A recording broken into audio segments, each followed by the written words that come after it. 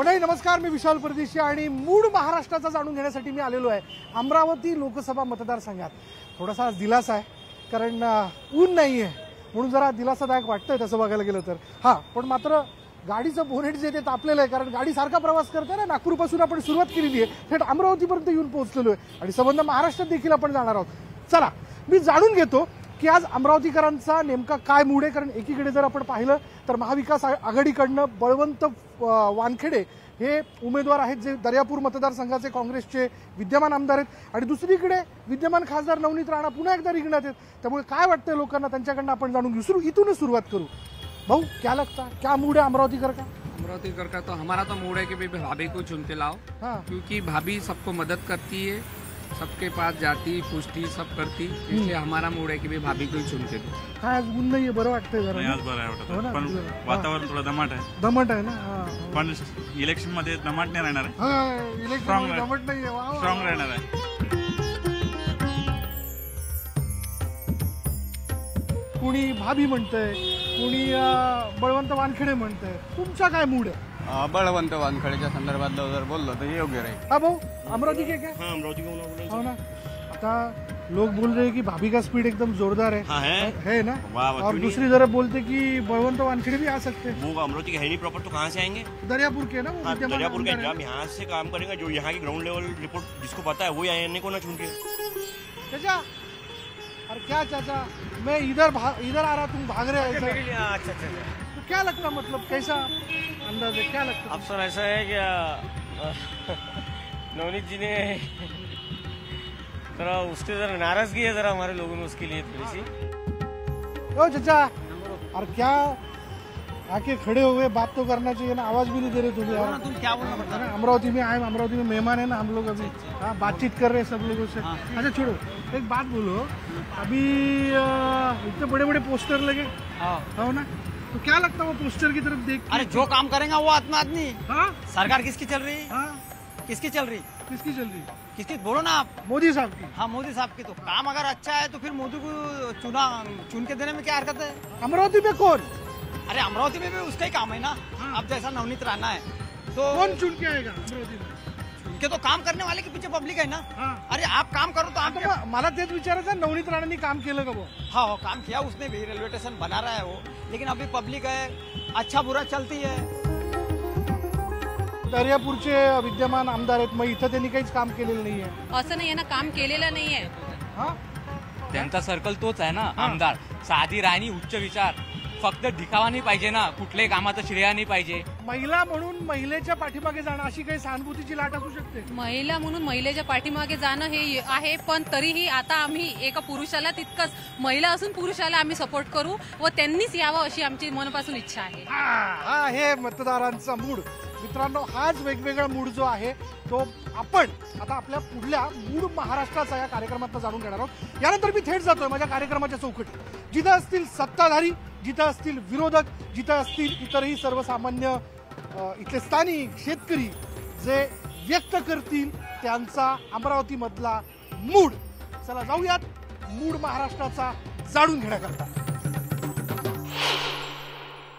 नमस्कार, मी विशाल परदेशी आणि मूड महाराष्ट्राचा या कार्यक्रमात आपलं सगळ्यांचं स्वागत। मंडळी, आपण काही थोड्या वेळापूर्वी काही सर्वसामान्य लोकांशी एकूण इथला मूड जाणून घेतला, तशी अमरावती लोकसभा मतदारसंघातली लढत ही चौरंगी आहे, त्याबद्दल आपण बोलूच। पण राष्ट्रसंत तुकडोजी महाराजांच्या पदस्पर्शाने पावन झालेली भूमी म्हणून या भूमीला ओळखलं जातं। चला सुरुवात करूयात गुरुदेव भजनी मंडळ यांच्या सहकार्याने, त्यांच्या भजनानेच।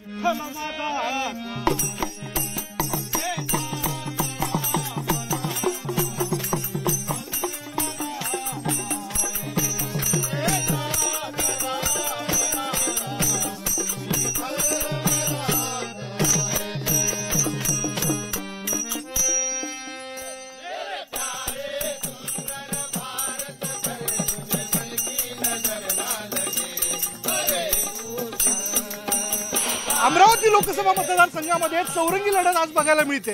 एकीकडे नवनीत राणा आहेत, दुसरीकडे बळवंत वानखेडे आहेत आणि आता प्रहारचा देखील उमेदवार जो दिनेश बुप यांच्या रूपामध्ये पुढे आलेला आहे। आणि आत्ताच मला असं कळतंय की आनंदराज आंबेडकर हे देखील आता या लढतीमध्ये समोर आलेले आहेत। त्यामुळे आता हे बघायला पाहिजे की कोण सरशी घेतंय, कोण आघाडीवर आपल्याला बघायला मिळतंय। पण तुर्तास जाणून घेऊयात मूड काय नेमका.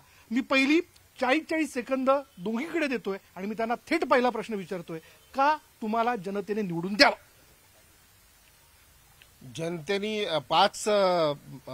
भाजपचा जो दावा आहे की 5 ट्रिलियन इकॉनॉमी, दारिद्र्य रेषेत भारत आज कुपोषित देशांच्या यादीमध्ये 111वा क्रमांक घेऊन आहे. म्हणजे नेमकं तुम्ही विकासाकडे चालले की दारिद्र्याकडे, हा प्रश्न जनतेमध्ये पडला. गेल्या 10 वर्षामध्ये या भारताचा जो विकास माननीय मोदीजींच्या नेतृत्वामध्ये या देशाचा झालेला आहे तो यापूर्वी कधीही असा झालेला नव्हता. आज एक 2-3 महत्वाचे मुद्दे सांगतो. 500 वर्षापासून प्रलंबित असलेला राम मंदिराचा मुद्दा हा या ठिकाणी मार्गी निघाला. या ठिकाणी आणखी एक महत्वाचा विषय, जे देशामध्ये जे रस्त्याचं जाळं विणल्या गेलं त्या माध्यमातून जे देशामध्ये जाळं विणल्या गेलं रस्त्याचं, या माध्यमातून देशाचा एक विकास, एक वेगळा दिसणारा विकास दिसून येतो. 5 ट्रिलियन इकॉनॉमी बद्दल जेव्हा बोलले ते 5व्या नंबरवर जे भारत देश आलेला आहे, ही कोणा दुसऱ्याची रिपोर्ट नाही, ही जागतिक बँकेची रिपोर्ट आहे. मूलभूत गरजा ह्या जिल्ह्यात कुठेच एवढ्या साऊंड नाही आहे आणि इन्फ्रास्ट्रक्चरल डेव्हलपमेंटच्या आधी ह्या इथच्या बेसिक एम्युनिटीज काहीच नाही. पाण्याची सुविधा नाही, पाणी टंचाई इथे प्रमुख कारण आहे, कुपोषण इथे प्रमुख कारण आहे, बेसिक एम्युनिटीज इथे नाही आहे. आणि काँग्रेस आणि भाजप हे पक्ष एवढ्या वर्षापासून सत्तेत आहे, महानगरपालिकेत आहे, पण सगळ्या गोष्टीचा बट्ट्याबोळ. आपल्या अमरावतीच्या खासदारांनी या 10 वर्षामध्ये कुठल्याही प्रकारचं कुठलंच काम केलं नाही. विषय जर बघितला तर आपला शकुंतला एक्सप्रेस आहे, चिखलदऱ्याचा स्कायवॉक आहे, अमरावतीची सूतगिरणी आहे, आपल्या अचलपूर फिनले मिल आहे. या मिलसाठी ज्या इथून आपल्या बेरोजगारांना रोजगार भेटते याच्यासाठी त्यांनी कुठलंच पाऊल उचललं नाही. फक्त त्यांना हनुमान चालिसा पाहिजे, देवदेवतेच्या भरोशावर, फक्त कसं आपल्याला हिंदुत्वाच्या भरोशावर फक्त मतं भेटतील याच्याकडे त्यांनी लक्ष दिलं. असं लक्षात येतं की अजूनही नवनीत राणांच्या खासदारकीच्या कारकिर्दीमध्ये, आता त्या तुमच्या भाजपमध्ये आलेल्या आहेत बरोबर ना, म्हणून त्या भाजपच्याच म्हणावे लागतील, अजूनही 24 गावांपर्यंत मेळघाटामध्ये लाईट पोहोचू शकली नाही. इथल्या तुमच्या एका मिलचा प्रश्न आहे जी कोरोनामध्ये बंद पडली, जी अजूनही सुरू होऊ शकलेली नाहीये. लोकांच्या बेरोजगारीचा मुद्दा पुढे आलेला आहे. त्याचबरोबर तुमच्याच महायुतीमध्ये असणारे अंतर्गत वाद अजूनही अडसूळ प्रचारात दिसत नाहीत, होय की नाही? मग या सगळ्या गोष्टीचा फटका तुम्हाला बसेल असं तुम्हाला वाटत नाही का? एकतर मुळामध्ये अडसूळ जे आहेत त्यांचं वास्तव्य अमरावतीला नाही, त्यांचं वास्तव्य मुंबईला असतं. ते अमरावतीमध्ये गेल्या अनेक मागच्या पराभवानंतर ते अमरावतीत नाहीत. ते आमच्या मित्रपक्षाचे आहेत, ते येतील नाही येतील हा काळ ठरवेल. पण एकनाथ शिंदेची शिवसेना ही पूर्णपणे नवनीत राणांच्या प्रचारामध्ये लागलेली आहे. महायुतीचे जे घटक आहेत, जे मित्रपक्ष आहेत, ते सगळे कामाला लागलेले आहेत, झाडून कामाला लागलेले आहेत. राहिला दुसरा मुद्दा हा की या गेल्या 5 वर्षामध्ये मोदीजींच्या सरकारने अमरावतीला जेवढा निधी दिला, इन्फ्रास्ट्रक्चरल लेवलवर जेवढी कामं झाली, आज अमरावती शहरातला एका तालुक्याचा रस्ता असा नाही की जो गुळगुळीत नाही. पीएम मिंत्रा अंतर्गत अतिशय मोठा प्रोजेक्ट या 5 वर्षामध्ये सुरू झाला. बडनेराची प्रलंबित असलेली रेल्वे वॅगन फॅक्टरी अत्यंत मोठ्या स्तरावर उभी झाली. अमृत योजनेची कामं या सरकारच्या काळामध्ये झाली. पाण्याचा प्रश्न असतोच, असा लोकसंख्या वाढते त्यानुसार प्रश्न असतात, पण ते प्रश्न सोडवण्यासाठी सरकारची नियत आहे की नाही, मानसिकता आहे की नाही, त्या दिशेने निधी येतोय की नाही, हे अत्यंत महत्वाचं असतं. त्याच्यामुळे जीडीपीच्या गोष्टी करणाऱ्यांनी गेल्या 20 वर्षाच्या दर वर्षाचे जीडीपीचे आकडे दाखवावे. त्यांनी जीडीपीचे आकडे दाखवावे, त्यांनी या देशाच्या सगळ्या विकास दरांचे आकडे दाखवावे. त्या विकास दरांचे आकडे दाखवले तर कोरोनाचा काळ वगळता सर्व आकड्यांवर बोलायला तयार आहे. त्याच्यामुळे जीडीपी वगैरे असे मोठे मोठे शब्द वापरले की आपण काहीतरी गंभीर बोलतोय असं नाही आहे.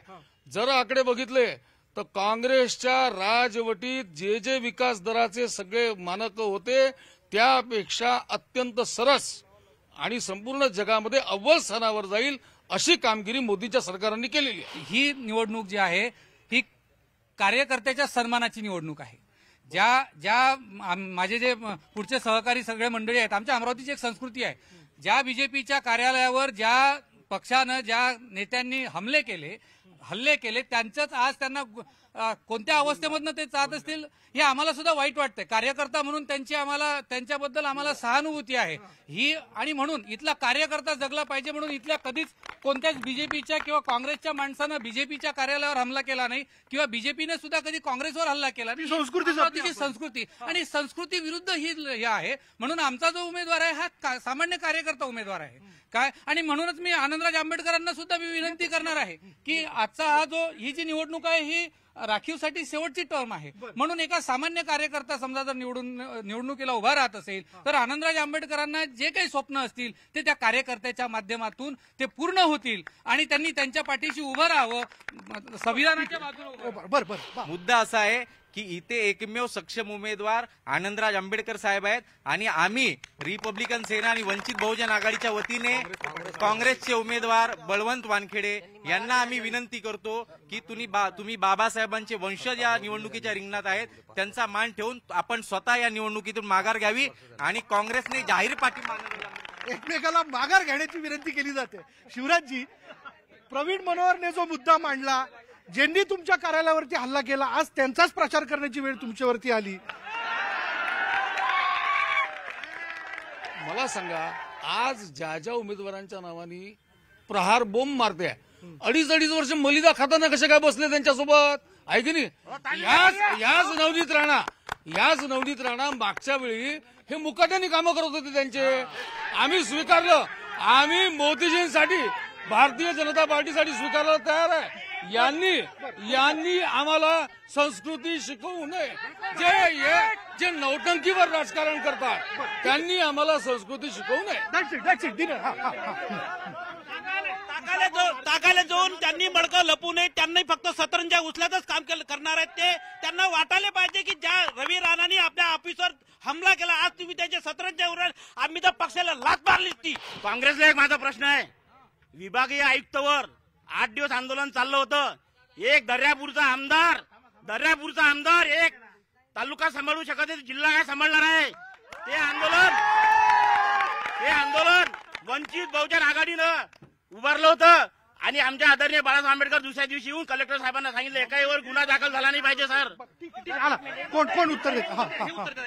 याचं उत्तर देते. ज्या नवनीत राणाला तिकीट दिली भाजपने, मी त्याचं एक हे उदाहरण आहे. मी सक्षम होतो की ज्या वेळेस डॉक्टर बाबासाहेब आंबेडकरांचा पुतळ्याचं अनावरण चालू होतं भीमटेकडीवर, तेव्हा पालकमंत्री प्रवीण पोटे साहेब होते.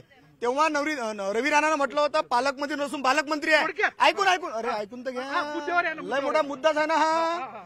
तर कान पकडून पालकमंत्री प्रवीण पोटे हा पालकमंत्री नसून पालकमंत्री आहे, कान पकडून मारत नाही म्हणे मंत्रालयापर्यंत. त्याच्यानंतर भाजपच्या लोकांनी त्याच्या कार्यालयावर हमला केला होता रवी राणाच्या. तेव्हा शिवराय भाऊ तिथं उपस्थित होते.